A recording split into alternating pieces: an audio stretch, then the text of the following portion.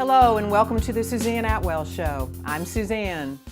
Our focus for this program is gun control and school safety, two of the most divisive and polarizing social issues of our time. We have in-depth interviews with two Florida state representatives and the Manatee County Superintendent of Schools, Dr. Diana Green. But first, a look back at the tragic history of school shootings in America. The mass shooting in Parkland, Florida sparked a national outcry led by students themselves, not our elected representatives, not our religious leaders, kids who lost their friends, kids who inspired other kids, and kids who are saying enough is enough.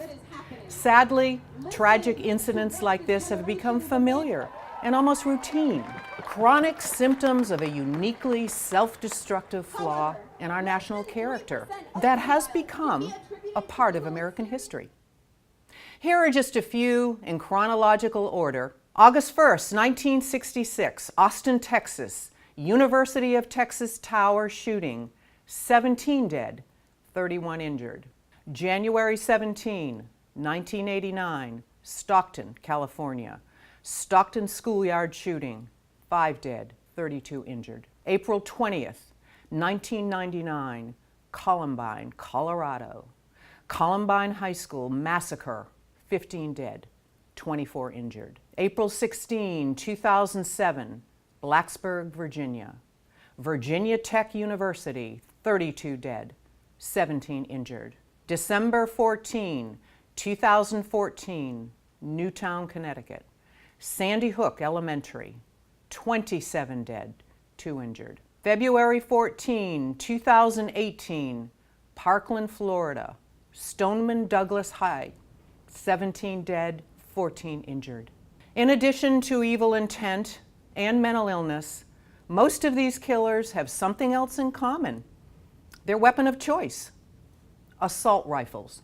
What exactly is an assault rifle?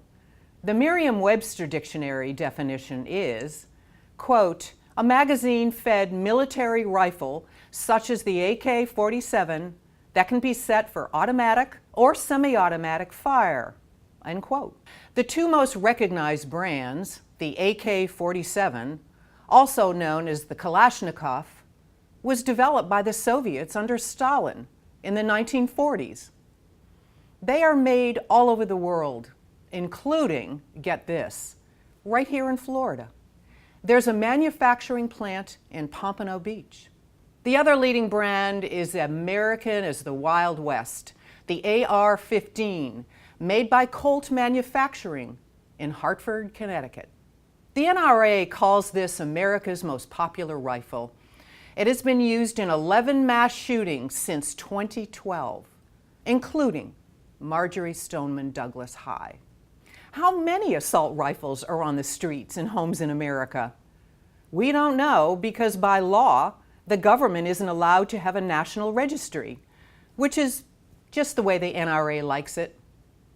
But student protesters who took to the streets March 24th may hearken the beginning of the end for unregulated ownership in America. Hundreds of thousands rallied in Washington, D.C., called the March for Our Lives. Huge crowds turned out across the country. Their motto, never again. Here in Sarasota, I joined an emotional and dedicated group that assembled at Bayfront Park. There was a clear sense that this is the start of a movement, the most powerful demonstration of teenage activism against gun violence ever. On March 14th, a month to the day after the shooting in Parkland, a national school walkout was held. Close to 1 million nationwide left their classrooms for 17 minutes in memory of the 17 who died that day. At Sarasota High, the scene was orderly but emotional. Some shouted in anger, some cried. All were articulate and dedicated to change. I think the meaning of today is to honor the victims of the Parkland shooting, and our school is directly doing this through through advocating for the closure of School Avenue. However, I think on a nationwide basis, we need to be promoting more gun legislation and gun control and gun reform on a nationwide basis. It's so easy right now in our world to get an assault weapon that really is not used for self-defense, but is honestly a killing machine. And it's so easy. If we ban assault weapons, we won't need to close School Road, and we won't need to have much more security, and we won't need to have cops risking our lives on this school campus. I was talking with my anatomy teacher, and I thought what she had told me today was so much better than what this walkout could have brought us. She said instead of walking out, maybe we could walk up to people who are lonely at lunch, to people who don't seem to have any friends. Maybe it could prevent stuff from happening, like shootings. Maybe it can prevent suicide and depression. And I thought what she said really affected me, and I appreciate that. I'm here because I connected so much to those students. Seeing the images from inside that school was so powerful that they took. It really let me get an idea of what it felt like to be in that situation and how terrifying that would be. So, like, hearing those gunshots and everyone screaming and seeing those horrible images was really powerful to me. While students were walking out, lawmakers in Tallahassee were working overtime on a gun control bill. During an extended special session, a deal was struck. The so-called gunshine state finally bucked the NRA. Key provisions include raising the minimum age to purchase a firearm from 18 to 21, impose a 3-day waiting period, fund school police and mental health counselors, allow districts to arm certain school personnel, ban bump stocks, which make our guns fire faster, and give law enforcement more power when people are deemed a threat. To better understand gun laws and school safety in general, and the recently passed bill in particular, we invited local representatives from both sides of the aisle. We begin with Julio Gonzalez, a Republican who represents the 74th District, which includes Venice, Northport, and Englewood. What was your vote on the gun safety bill? I voted down on the gun safety bill. Tell me why. I couldn't get over the 18 to 21-year-old provision. I thought that the situation was, and of course this was in response to the Parkland shooting, just to put everybody in context. Yes. So essentially, this absolutely horrific shooting had taken place at Parkland, Florida, and at the Marjorie Stoneman Douglas High School, and everybody was there. There was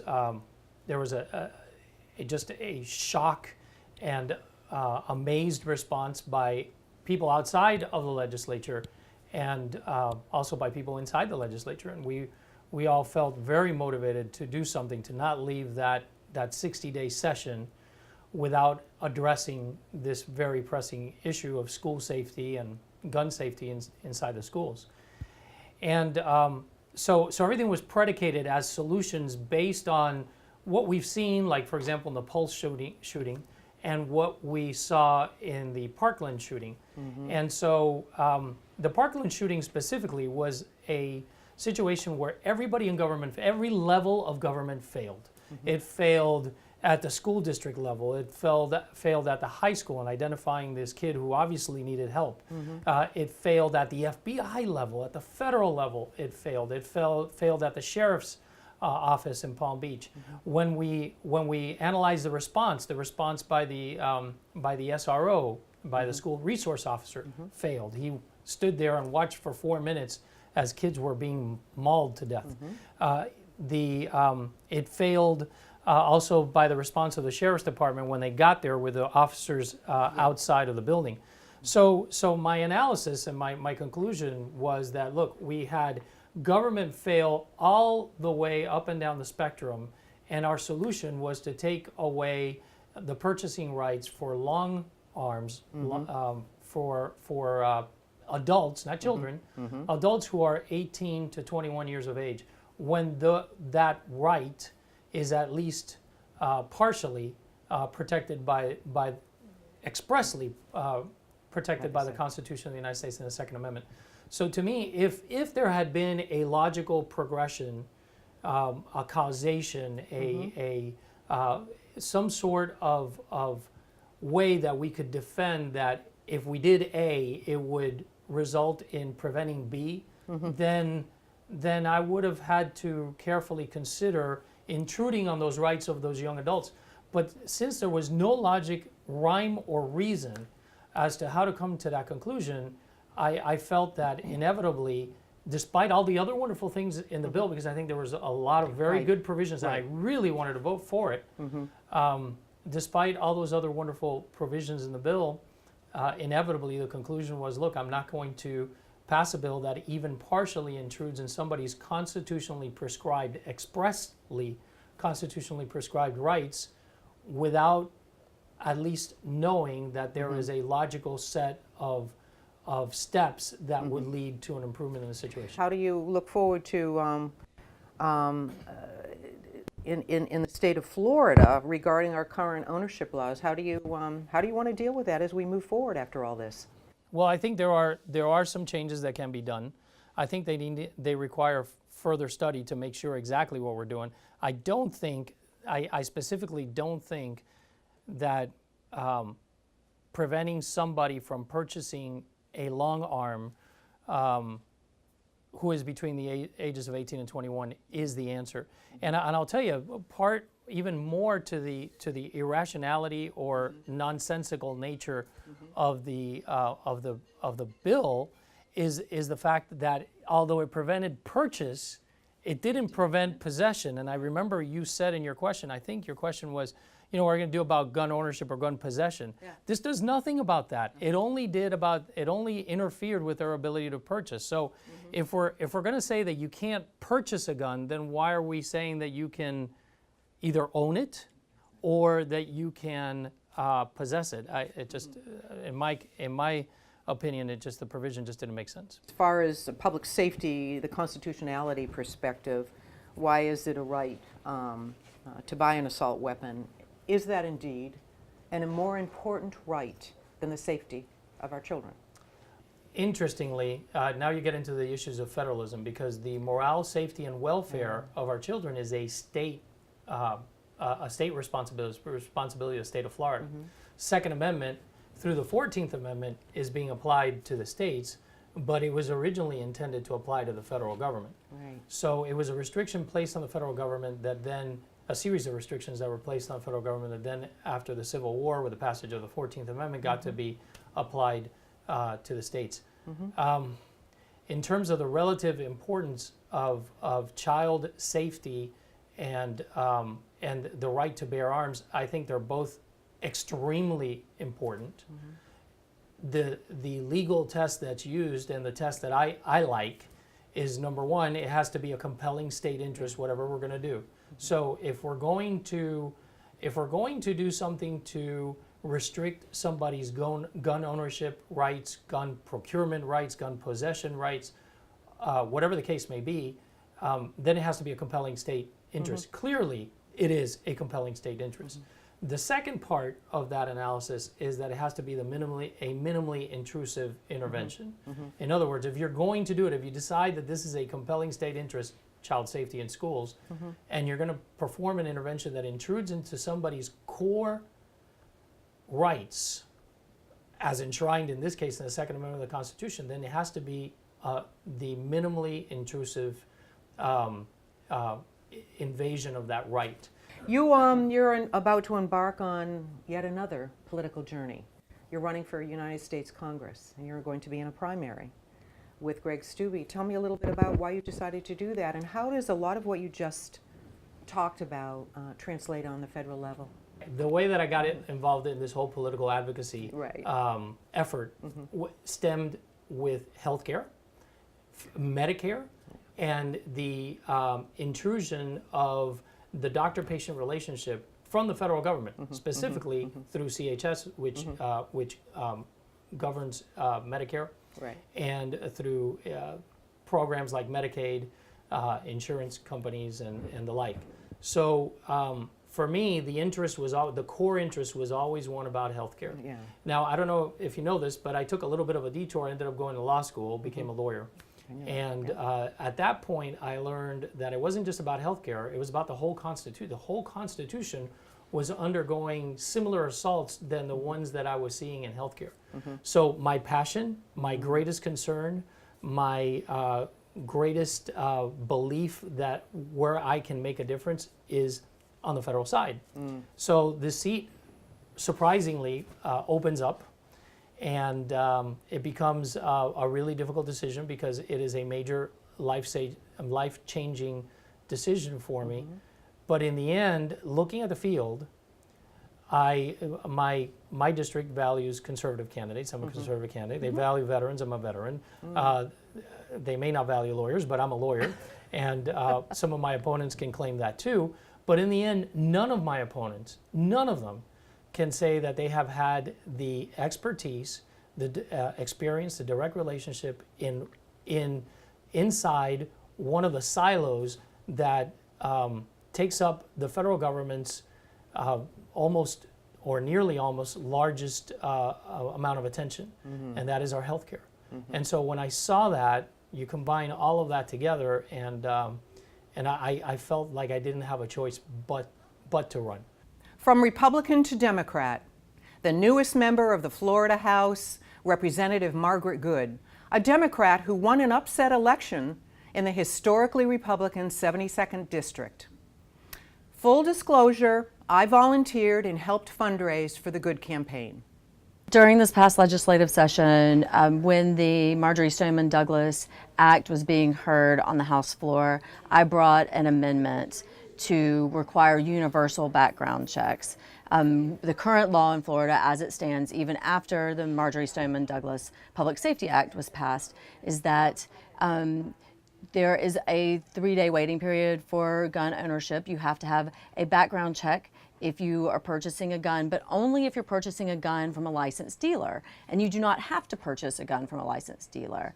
42% of recent gun sales were made not through licensed dealers, so without background checks. And I think that is a common sense solution. It's been proven to be effective. There's no Second Amendment issue with that.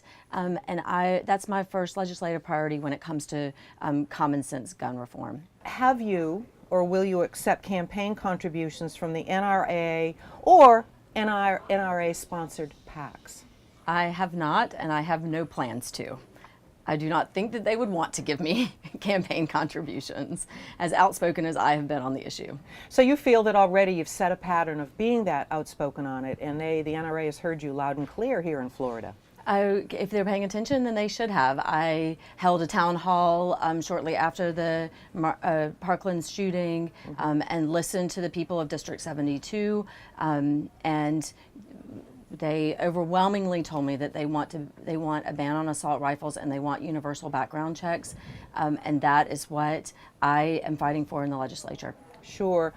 And from a public safety and a constitutional perspective, why is the right to buy an assault weapon more important than the safety of our kids? Has it come to that? Is it becoming as simple as that? You know, I think that the way the Second Amendment has been interpreted, or the way that it's been framed, doesn't make a lot of logical sense. You can't buy a tank. There are limits to the right to bear arms.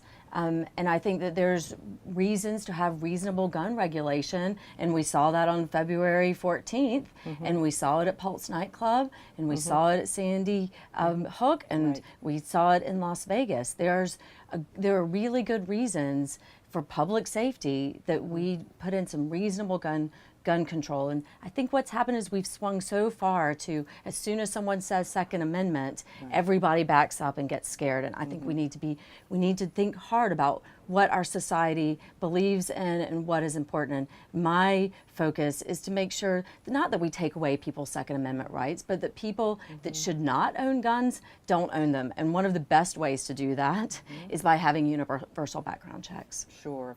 And there's a lot of definitions, and I come across this whether online, Facebook, about the definitions of what indeed is an assault rifle.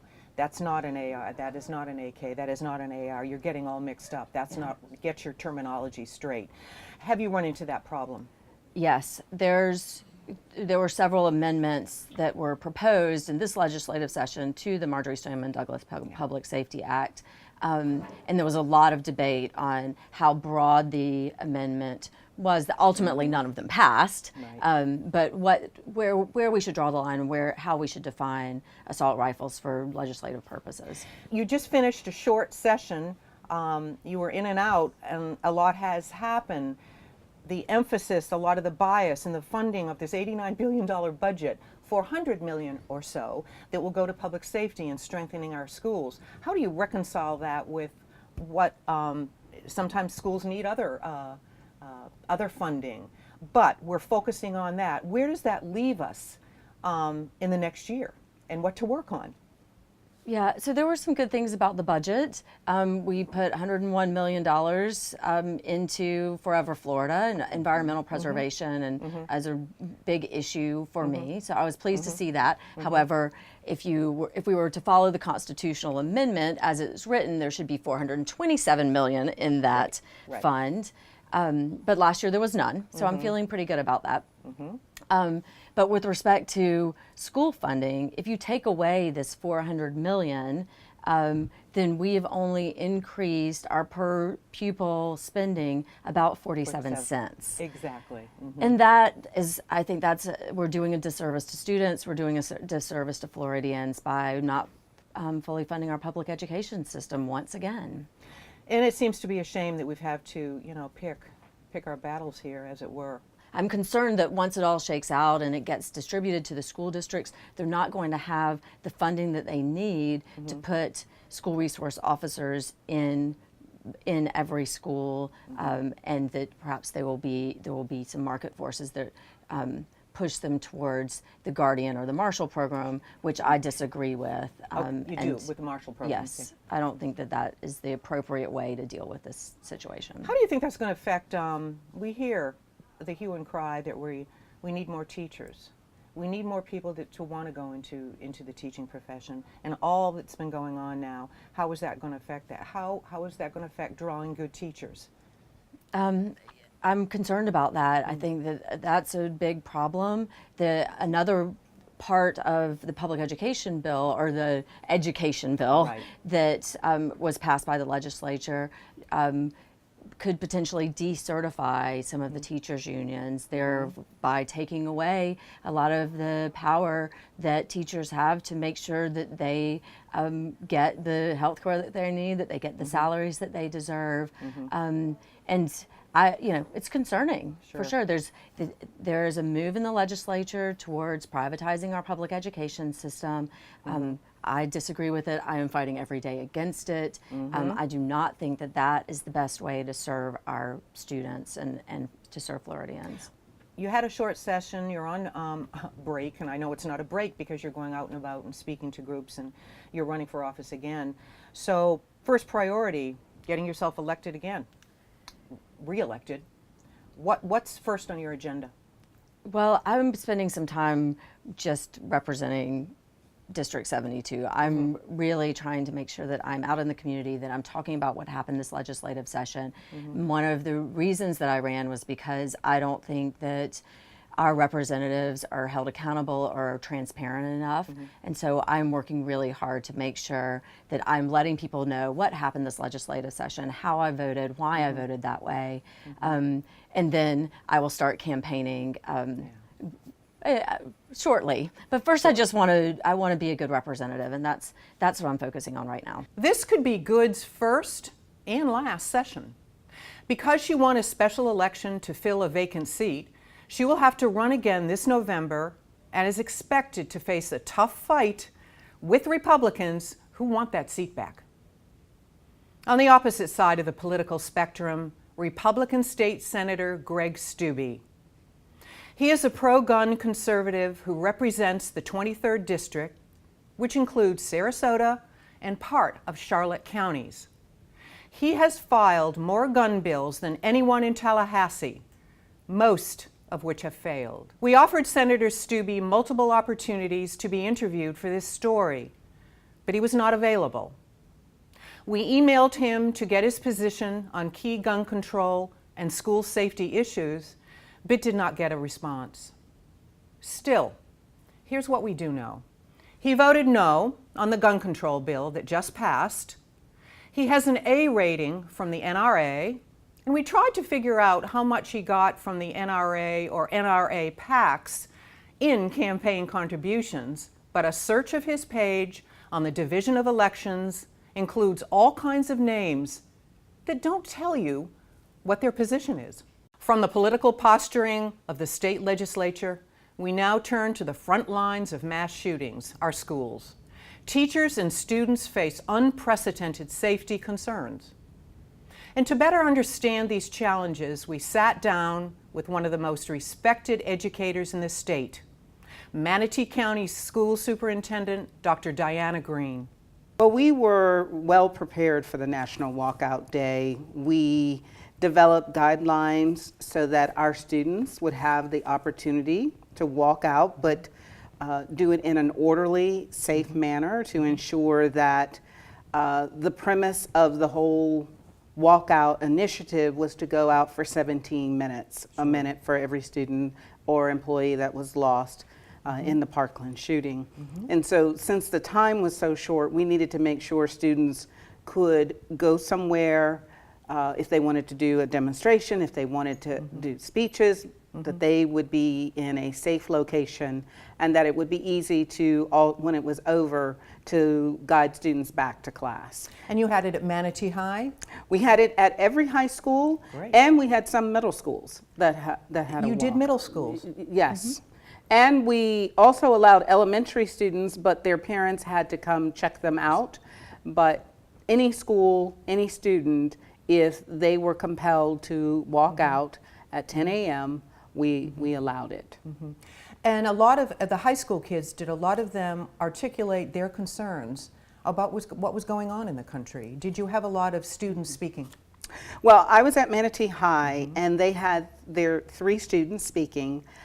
They also had a sign for every soul that was lost. They had 17 signs. They did a moment of silence. They had other signs that said hashtag enough is enough.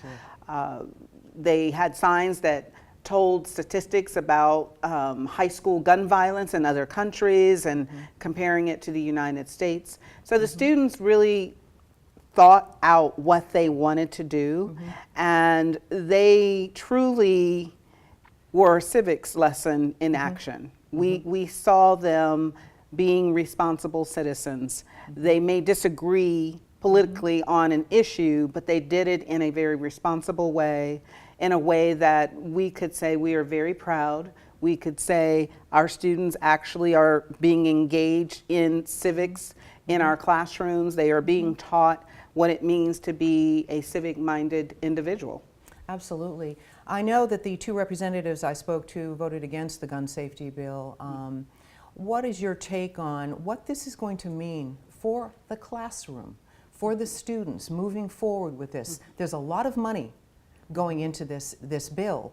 The potential for arming non-teacher personnel, shoring up our schools. What are your thoughts about that as Manatee County education moves forward? Well, we have shared with our employees that we are going through a new normal. Now we have to have those sometimes sensitive and challenging conversations about active shooter. And it's a different conversation based on the level. You know, we're not going to have the same conversation at a high school that we have at an elementary school. But for us, as the superintendent, my #1 priority is to ensure that our students are safe and that we are ensuring that for our community, that we are providing a safe learning environment. I have been very open that I am not in favor of arming our teachers. I'm in favor of having a certified law enforcement officer in every single school. Our board is committed to having a law enforcement officer. They approved several weeks ago to hire off-duty law enforcement officers to be at every elementary and to add a second one at our high school. So that right there shows that that's a priority and a commitment. And we are going to work with our law enforcement agencies to try to make that same commitment for the upcoming school year of having an SRO in every single school. Absolutely. You mentioned some of the, in a way, a civics lesson for some of these students. Will you be having, and who will be responsible for drills? I remember we harkened back many, many years ago, schools had drills for different things. Is that going to happen? Is that going to be part of our curriculum moving forward? Well, it will have to be a part of what we do at our schools. We are training our principals. Unfortunately, we actually had a training for principals on active shooters exactly 2 weeks prior to the shooting in Broward County. And now we are moving to develop that training into action plans and then training teachers, and at a certain level, then practicing it in the school setting with students. It's something that we can't just rush into. We need to make sure that school principals understand their role, what it means, lockdown versus active shooter. We've always had those drills of lockdown, fire drills, and even that now you have to kind of go back and rethink on a fire drill. In that situation, in that tragic day, the fire alarm was pulled, and students did what they normally do, get up, go to the door, and start walking out. And now we've come back and said, when you hear the fire alarm, yes, stand up, go to the door, but wait for directions from your teacher. So again, it's now the new normal. The way we have to view things has changed. And in change, there's also opportunities for emotions to come through, such as mourning what we had.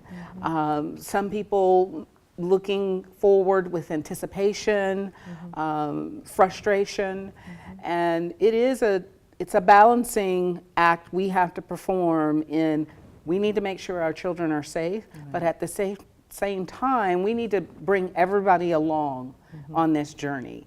You know, today parents want answers now, and we're not always able to give them that answer right now because it's a process. I was fortunate in that I could say, we've already trained our principals on the active shooter even prior to the incident happening. Do you think a lot of students at your school will be at the march this Saturday on the 24th? Well, that's a weekend, so it's hard to calculate how many students are going to participate. But I do believe the walkout on the 14th, we had many students who were touched by those actions and that felt, you know, we have to do more. We do have a voice. And I think for them, they felt very proud that the adults were listening to them. And we have to, as the adults, continue to keep the conversation going. And it's not just a conversation about violence. It's a conversation about acceptance. It's a conversation about kindness. It's a conversation about how to befriend people who are different than yourself. We have got to come together as a community and decide that our children are the most precious resource we have, and do everything possible to let them know they're all accepted, we can work together, and we need to be kind to one another. I'm very proud of many of our elementary schools have started not eating alone, making sure that someone is eating with a child, whether it's another adult, another student. And many times students feel isolated, they feel no one cares about them. And as educators, our main priority is to educate, impart knowledge. And for us, it is, again, back to that balancing act. How do we do the job that we're hired to do by educating our children, but at the same time instill in them the values of just being a good person and a responsible citizen. And a lot of students are asking their parents, they're asking their teachers, other leaders, should we ban assault weapons? That's a hardcore question that's going around, and it's to the point, why do we need assault weapons? Would none of this happen? Yes, it is a conversation, and it's a conversation that this country has had for a long time. It's not a new conversation. But as superintendent, my conversation with my community and my students is how am I keeping them safe? Exactly. Inside the walls of our schools. I hope you found our program helpful and informative. We'd like to invite you to take part in the conversation. You can share your comments on Facebook or YouTube at the Suzanne Atwell Show. We leave you with a tribute to those who died in school shootings. I'm Suzanne Atwell, and we'll see you around town.